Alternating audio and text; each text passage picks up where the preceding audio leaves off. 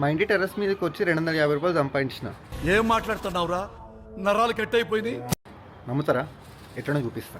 ఖాళీగా ఉన్నా అని ఇంటి టెర్రస్ మీదకి వచ్చిన. చూస్తే 8 కైట్స్ పడి ఉన్నాయి. మా ఇంటి పక్కన చింటుగాన్ని పిలిచి లెక్క చేయమన్నా.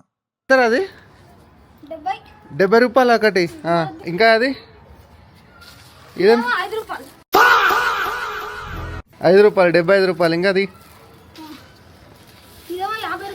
50 రూపాయల.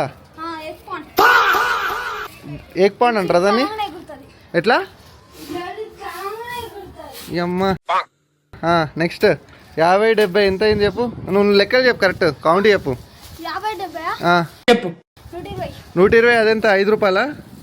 125. ఇంకా 10 రూపాయలు. 135. 145. 155.